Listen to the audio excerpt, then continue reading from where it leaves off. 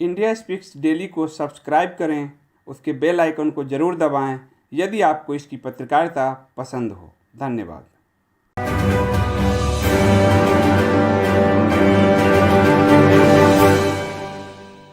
नमस्कार दोस्तों, India speaks daily में आप सभी का स्वागत है। मैं रति अग्निहोत्री। आज जब पूरा विश्व कोरोना वायरस की विभीषिका से जूझ रहा है और इसे फैलाने में जो चीन का पूरा षड्यंत्र है वो अब सबके सामने आ चुका है, ऐसे में भी चीन से जुड़े सोशल नेटवर्किंग प्लेटफॉर्मों का भारत में उस तरीके से बहिष्कार नहीं हो रहा जिस प्रकार से होना चाहिए था। ये वाकई में बहुत ही दुख और शर्म की बात है। चीन का सोशल मीडिया ऐप टिकटॉक, जो हमेशा से विवादों में घिरा रहा है, जिसके प्रयोग पर पिछले साल मद्रास हाई कोर्ट ने प्रतिबंध भी लगा दिया था, लेकिन फिर चीन की कुटिलता और भारतीय सरकार के सामने उसकी लल्लो चप्पो के चलते ये प्रतिबंध देश भर में कार्यान्वित नहीं हो पाया।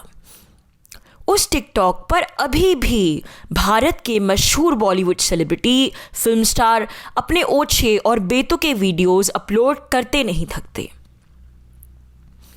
आपको जान के हैरानी होगी कि कोरोना वायरस लॉकडाउन के समय में भारत में टिकटॉक यूजर्स की संख्या में न सिर्फ भारी इजाफा हुआ, बल्कि जो समय लोग टिकटॉक पर व्यतीत करते हैं उसमें भी खासा बढ़ोतरी हुई है।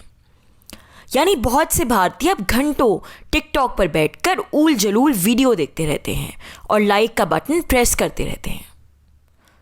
और ये हाल तब है जब विश्व भर के साइबर विशेषज्ञों ने ये बात कही है कि चीन टिकटॉक की आड़ में दुनिया भर के लोगों पर जासूसी करता है। रेडिट के सीईओ स्टीव हॉफमैन ने तो टिकटॉक को खुल्लम खुल्ला स्पाईवेयर करार दिया है। दुनिया भर के लोगों पर ये टिकटॉक जासूसी करता है, इसलिए इसे कृपया ऐसी खतरनाक ऐप को अपने फ़ोन पर इंस्टॉल ना करें। उन्होंने यह भी बताया कि किस प्रकार टिकटॉक की जो फिंगरप्रिंट स्कैनिंग तकनीक है वो बेहद खतरनाक है, जिसके माध्यम से विश्व भर के टिकटॉक यूजर्स पर जासूसी की जाती है। अमेरिकी सरकार भी टिकटॉक पर नज़र रखती है। पिछले वर्ष से ही अमेरिका ने इस चीनी सोशल मीडिया साइट के बारे में खोजबीन शुरू कर दी है। पिछले वर्ष नवंबर में अमेरिकी सरकार ने टिकटॉक की मूल चीनी कंपनी बाइटडांस का राष्ट्रीय सुरक्षा निरीक्षण करना शुरू किया था। अमेरिका में टिकटॉक 2018 में लॉन्च हुई थी, जब टिकटॉक की चीनी कंपनी बाइटडांस ने अमेरिका की कंपनी म्यूजिकल ली का टेक ओवर कर लिया और इस तरह से अमेरिका में टिकटॉक की शुरुआत हुई। चीन का ये सोशल मीडिया ऐप अब भारत के लिए ही नहीं बल्कि पूरी दुनिया के लिए सरदर्द बनता जा रहा है। शॉर्ट वीडियो फॉर्मेट का ये ऐप बच्चों और टीनेजर्स के बीच में खासा लोकप्रिय है, जो कि और भी चिंता का विषय है। टिकटॉक पर कंटेंट की कोई सेंसरशिप नहीं है, कोई रोकथाम नहीं है, जिससे गलत प्रकार का अश्लील कंटेंट भी आसानी से कम उम्र के दर्शकों तक पहुंचता है। टिकटॉक की लोकप्रियता धीरे धीरे फेसबुक, इंस्टाग्राम आदि सोशल मीडिया साइट्स को भी पीछे छोड़ रही है। और सबसे बड़ी चिंता की बात यह है कि कोरोना वायरस के संक्रमण के समय से इस ऐप ने व्यूअरशिप के लिहाज से भारत में सारे रिकॉर्ड तोड़ दिए हैं। सेंसर टावर की एक रिपोर्ट के अनुसार 2020 में अब तक टिकटॉक के रिकॉर्ड तोड़ 2 बिलियन डाउनलोड्स हैं। यानी विश्व भर में 2 बिलियन लोगों ने ये ऐप अपने फ़ोन में इंस्टॉल करी है। इसमें से 611 मिलियन डाउनलोड्स भारतीयों द्वारा किए गए हैं। यानी टिकटॉक की लोकप्रियता बढ़ाने में सबसे अधिक हाथ भारतीयों का है। और रिपोर्ट के अनुसार टिकटॉक की इतनी तेज़ी से बढ़ती लोकप्रियता के पीछे कोरोना वायरस संक्रमण का सबसे बड़ा हाथ है।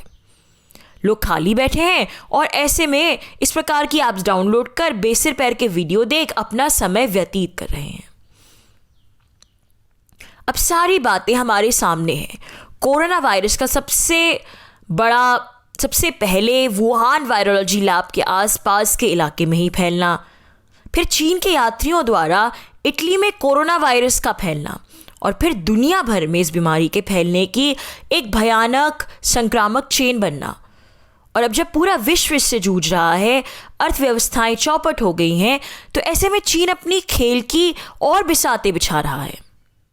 दुनिया भर के डूबते बिजनेस को टेक ओवर करने का स्वप्न देख रहा है, देशों को जानबूझ के खराब टेस्ट किट्स बेच रहा है और टिकटॉक जैसी एप्स के जरिए लॉकडाउन के समय मुनाफाखोरी कर रहा है।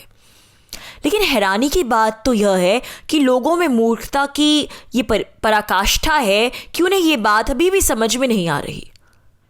सामान्य लोगों को दोष नहीं दे सकते, लेकिन जो बॉलीवुड सेलिब्रिटीज़ हैं, क्या उनका देश और दुनिया के प्रति कोई दायित्व नहीं है?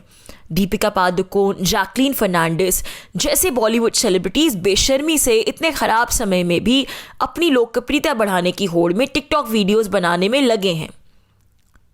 सिर्फ कुशल टंडन नाम के टीवी एक्टर एक ऐसे सेलिब्रिटी दिख रहे हैं जो कि टिकटॉक का खुल के बहिष्कार कर रहे हैं, लेकिन कोई भी बड़े फिल्म स्टार इसका बहिष्कार नहीं कर रहे, तो भला सामान्य लोगों से क्या उम्मीद रखी जा सकती है?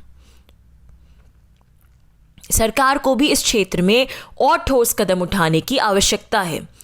सरकार कब से टिकटॉक पर प्रतिबंध लगाने का विचार ही कर रही है, लेकिन अब समय आ गया है कि सरकार को इस पर वास्तविकता में प्रतिबंध लगाना चाहिए, या फिर फिलहाल में कम से कम इस प्रकार की एडवाइजरी जारी की जानी चाहिए कि लोग इसका प्रयोग कम से कम करें। धन्यवाद।